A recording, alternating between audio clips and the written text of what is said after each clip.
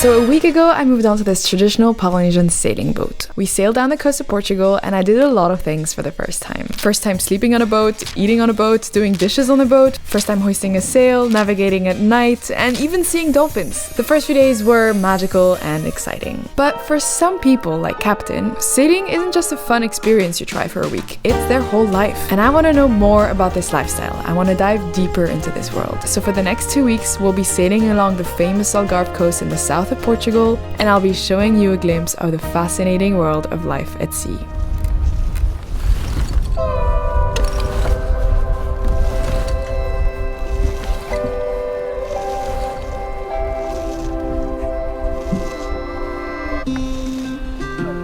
Girls, I'm counting on you. Pull. Like secret.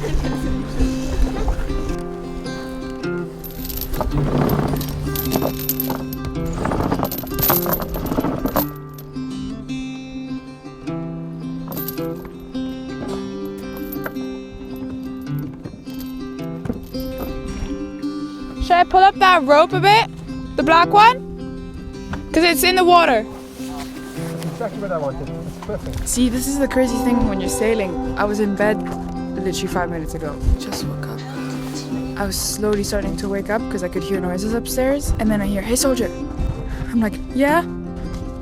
"Okay, good. You're up." I was like, "Are we leaving?" He's like, "Yes, we are." So I come out. Ah, the sun is rising. Bonjour, how are you feeling? Good morning. Cameraman in action.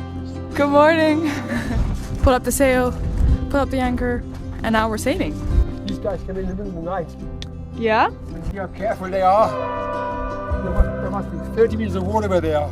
There's something really cool about this lifestyle. Your day is kind of determined by the wind conditions. You don't really have control over your day. I guess you do to some extent, but a lot of it is determined by the weather conditions, and I think that's really special. It means that you always have to be adaptable. I don't know, usually when I'm at home, I wake up, I'm on my phone, I get dressed, I have breakfast. If I'm at uni, I have to get ready, I have to go to uni, and only like by 9, 10, 11, that's when I start my day. But now it's just like, you wake up, you get started. You have to, you don't have a choice. Otherwise, you miss the wind and then you're stuck again. So, I'm learning a lot here. That's alright. Do both at the same time. That's good. Is that enough? Yeah.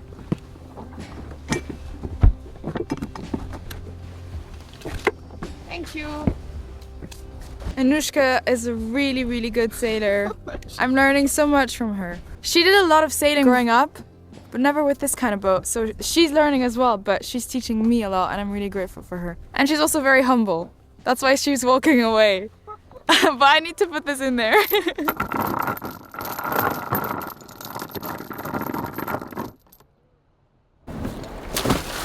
We've just arrived in this bay and we've anchored. The perfect spot to anchor because there is no wind whatsoever. Hopefully we'll be able to have a shower today because reality check of living on a boat.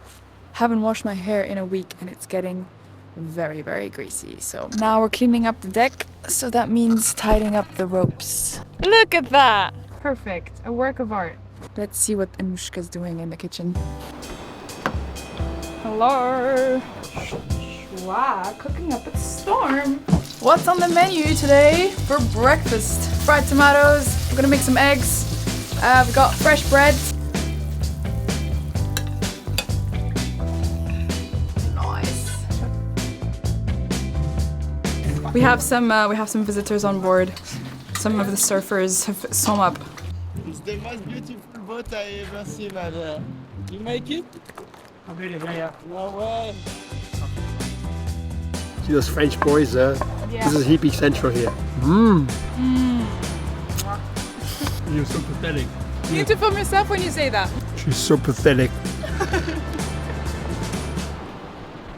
Today we're going to be doing a little bit of work on the boat, This is called tweaking the sail. which means that we need to tighten it so that it looks very neat and tight when it's completely open. How often do you do it? You do it maybe once every year, so nothing dramatic. But it has to be done because it looks nicer. So step one is to bring the sail down. After adding in a couple of stitches, we pull the sail further away from the mast and tighten the ropes that ties it to the boom. It's really cool to see how much Captain cares about this boat. After all, it's his home. It's not just like any sailing trip where you go on board for a week, just have fun sailing and stuff. This is a ship that lives on the water permanently. It has been for 10 years, it probably will for another 10 years. So you have to constantly keep maintaining it. After tweaking the sail, now we're gonna patch it up here. There's a little hole. We're gonna do a little planet there. Little black pearl. Oh, black pearl. Contact adhesive, so we put some on the sail and then some on the patch and then stick it on. Okay, The black pearl is coming on. black pearl is coming on. Yeah, I think that's good. Ta-da! Wow! Huzzah! We spend the next few days sailing along the Algarve coast and stopping in little villages along the way, and I love this aspect of sailing. The fact that we can simply get off anytime and explore. I'm gonna walk like Captain now, okay? It's bamboo from India, and it's been planted here by the Portuguese so that the wind doesn't hit the fields and destroy the fields. I love the fact that we can see different landscapes and go to tourist spots when no one else is there. The fact that we can go on long walks on the beach and run around like no one's watching, because no one is. Traveling by boat brings this sense of freedom. Freedom to go places which you wouldn't be able to access by foot or by car. Okay, today we're going on an adventure, but it's a different kind of adventure. We're going on land! I'm so happy! Can go on land. Isn't that fantastic? Yeah! A choice we can. Up until now, I've been on land by default my entire life, so it feels kind of strange to consciously choose to go on land, especially for something that would normally be quite boring. I'm carrying the clothes, because today's laundry day, we're gonna do laundry. We're inside the market now, and we're gonna get some rations, as they call them. These are the soft kakis, and the other ones, the hard ones. They're like apples. They're different. This is one of my favorite fruits, and you only get it here. Okay, we've made it back to the beach. We have clean washing. We have clean washing. I don't know how we're gonna tie it up and how it's gonna dry with this wind, but we're walking back. I feel like I'm in a movie. We're walking across the beach to go to the dinghy, and then we go from the dinghy back to the ship.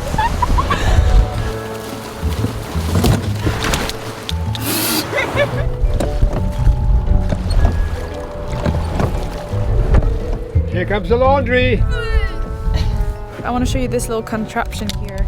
Captain put this thing up here because it is so windy that when you're on deck it's just so cold and really hard to do anything. So we've just been hiding out here all afternoon. We hung it all up to dry, or tried to, and for someone who's new to boat life, this typically mundane chore was really fun. And it made me wonder, what are the other parts of day-to-day life at sea that I haven't thought about yet? Today we're having fish for lunch. Sardines. Am I looking forward to this? Yeah. But I saw the sardines, I almost squealed. How many can you eat? I think I can eat 6. I feel like I might eat 4. Yeah, 3 or 4. This is one of my favorite all-time meals. Can't beat it. Because of the simplicity of it, I think. 100 years ago, you would have been able to catch them, but because of commercial fishing, a normal person like you and me can't catch sardines anymore. Yeah, you are now totally reliant on fishermen. Look at this.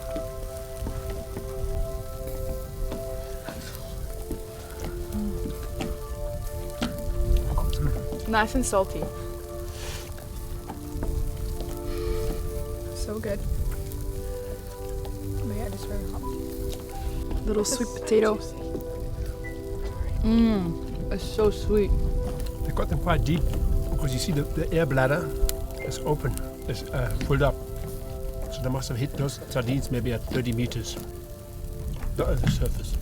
Despite getting a taste of the chores on the boat and groceries and cooking and developing somewhat of a routine of going on land to meet interesting locals, I feel like there's so much more about life at sea that I don't know. I've only been here for a few weeks, and meanwhile, Captain spent the vast majority of his life out there. Sadly, most of our conversations were not recorded, but I still want to sit down with him and ask him a few questions. This man is one of a kind. He's probably one of the most experienced sailors currently out there, and just has a lot of incredible stories. He's a living encyclopedia, and I've just been absorbing so much knowledge over the past weeks. Can anyone sail / should everyone sail? Nobody should sail, but you should know when it's time to move. You personally should know when it's time to move. Doesn't necessarily have to be sailing, it can be a bicycle. So does everybody have to sail? No. And it's not made for everyone either. Of course not. It's a terrible lifestyle. You live in the periphery. By sailing, you are committing yourself to an endeavor, which can be very dangerous for you. Or very exciting. No, very exciting, not dangerous. Dangerous is negative. It can be very experimentally exciting. But not everybody. Not everybody's made up for that. Yeah. You're good. Yeah. You're good. I learn, I pay attention. You pay attention, you learn, you're on the spot. You might not have the strength, which is normal, and you're doing very build the well. strength. Yeah, exactly. Because now you know how it's done. Yeah. For the first time you say, I can't, but the second, third time you know you can. You're bettering yourself all the time. Yeah. Yeah. I feel like I've improved And a you lot. are. Yeah, I have. I know that. I know much more now than I did 2 weeks ago. I know how to tie knots. I know I can almost lift the sail. But you're hungry. I want to learn as well. Exactly. Yeah. Doesn't come natural to everyone, I'd say. Does it ever get lonely? Yes. Terribly lonely sometimes. But on the other hand, it's okay too. But in general, you always have company, like you very often have company. No. I often sail on my own too. Sometimes you have lots of crew because you're in a hot spot where everybody comes and says, I want to come crewing. Then they leave and you're on your own again. Yeah, then you're on your own again. But I think there's a difference between solitude and loneliness. Like you can enjoy your own company and be in solitude, and it's very enjoyable. You can also be surrounded by so many people and feel be super lonely. lonely. Exactly. I was just going to say that. Yeah. Exactly. You can have family around you or even friends around you, and it can still be lonely. Yeah.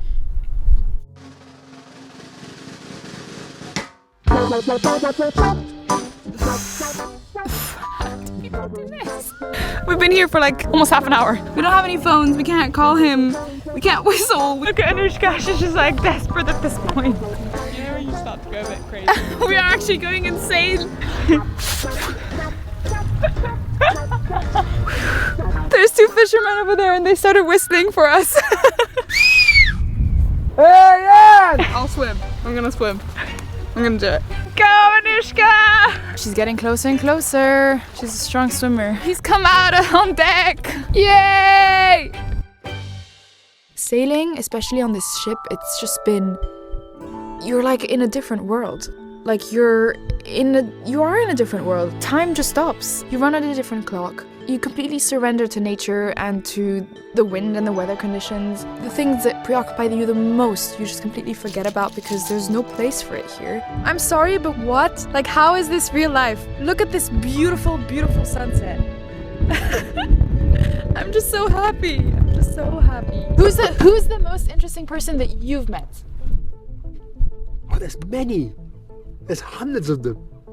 Because they're all interesting in their own way. Yeah. I've met old women and old men sitting on islands and doing their thing. And then I've met interesting young people doing their thing. So it's not just old people that are interesting. You can have very young people that are very interesting too, that blow you away and think, wow, how can they do that? What drives them? Driven people are interesting. Like, I'm a driven person, I'd say. Yeah, you're dysfunctional almost.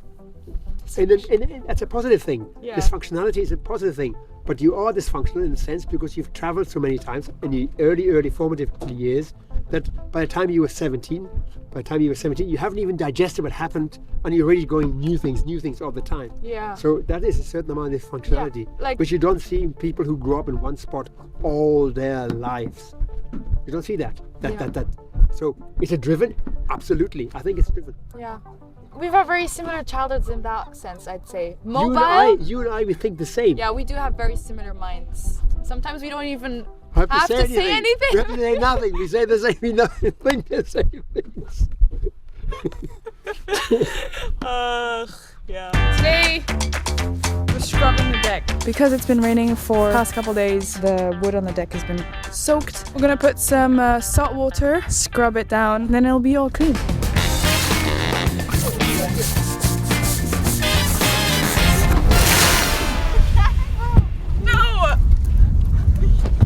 Okay, we are going on an adventure. Coming! Taking forever. Get going. Oh, Jesus Christ. Now she's making films too. Where are we going? We're going to do a pirate action. It's been abandoned for It's not years. been abandoned for years, but it's been abandoned for a long time. Nobody's been on this boat for 10 years, easily.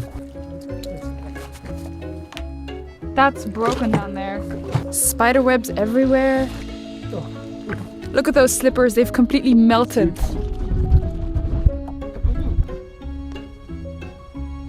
That's clever. You tie it with string. If somebody does go in, he doesn't break it open with a screwdriver and break the whole boat. A man is what he thinks about all day. What do you guys think about all day?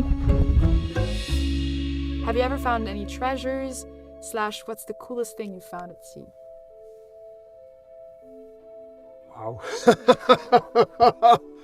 I mean, I found gold coins. I found silver coins. I found cannons. I'm a shell collector. I found very rare shells. When I went to the Pacific, I specifically went to islands where there's rare birds. Like there's maybe only 40 of these birds left in the whole world. Wow. When you come into this fantastic little island, completely off the map, and you sail in and you've got 2 huge humpback whales following you. One is almost touching the nose, playing with you, touching the rudders with his nose, and you're looking down like, oh, please don't go any faster. And they're coming in, drop the anchor, and you go ashore, and nobody lives there. It's empty. These islands have the last blue parrots in the world, blue parrots. And you go there, and suddenly you go into this tree, and 15 of these birds fly up to you to say hello to you, to greet you. You've got 15 blue parrots, parakeets, small ones, sitting there in the bushes, looking at you and talking to you because they're so amazed to see see a human. Yeah. And they're so intelligent that they can that they say, "Oh, here's something interesting," because they're curious. And they're curious.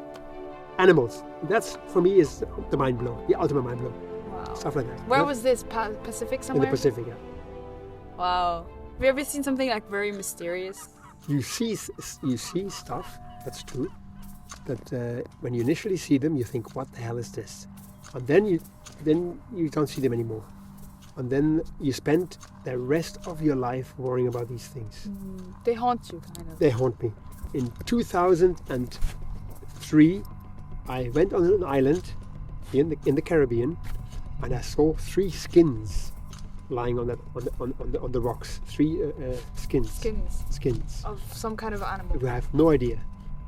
But that place was the last place where they saw the Caribbean monk seal in the 1950s. And those 3 skins were monk seal skins. There was no argument about it.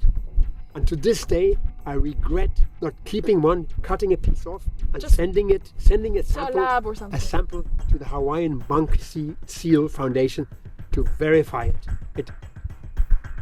It haunts me still. Time to get ready. Do you hear that?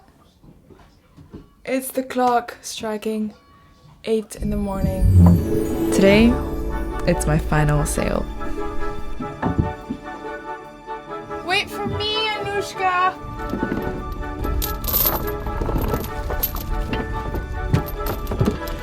We're heading to Culatra, an island at the tip of the Portuguese Algarve coast. Captain and I host the sail, and I pull on the blue line alone this time. It's incredible how much I've learned in just a few weeks. Compared to my very first attempts at pulling up the sail, I feel so much stronger today. And while the weather feels a bit gloomy and cold for now, the wind is just right, and we set off one last time.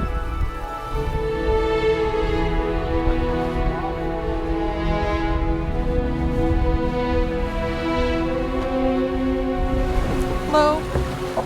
Just enjoying the sail. Perfect wind, perfect company.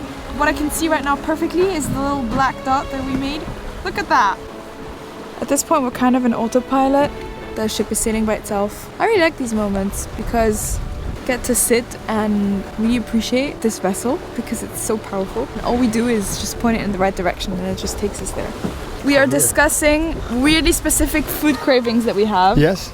While you're having really crispy fries. Yes, that's fair enough because it's crunchy, cold carrots. Crispy fries, I can understand. Crunchy crispy and cold fries? carrots, no. True.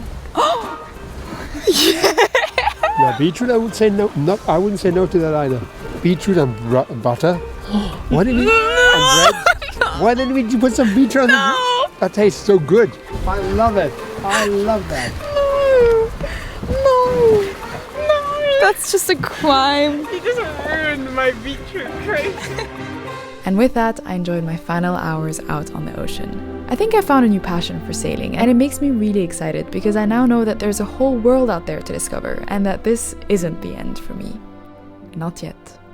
Anything else you want to add? Anything you want to say to the world?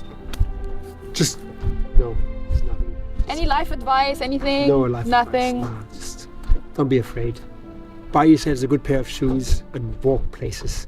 Some of the most amazing places are right 2 doors down from you, just around the corner, just over the hill. Stop jumping into an aircraft to go places.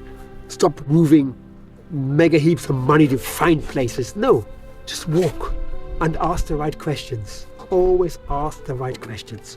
Do something interesting that you can share with your friends. Lots of people work and work and work and work just to pay bills and buy their cheese. But very few people do something interesting that they can share with their friends. And it doesn't even have to be like you. Like it doesn't No, have it doesn't to be have to be full time. doesn't have to be a stupid boat. Yeah. Doesn't have to be a stupid boat. It can be like once a year you just say, hey, like all of us, let's do this and this. I said, let's go hiking and let's sleep in this cave. And I believe there's somebody living over there who's got an orchard, and it's July, so all the fruit is there. Let's walk there. Something like that. Yeah. That's what one should do. Try new things and just make the first step. Make plans. Make memories as well. Like that's it. Memories. yeah. Exactly. What Because if every day is the same, it just merges into one. You forget about it. And then oh my gosh, the year has gone by so quickly. But we've done so much in the last 2 weeks that I feel like you have. Yeah, I have. For me. Of course. Yeah, for me, I feel like I feel like I've been here forever.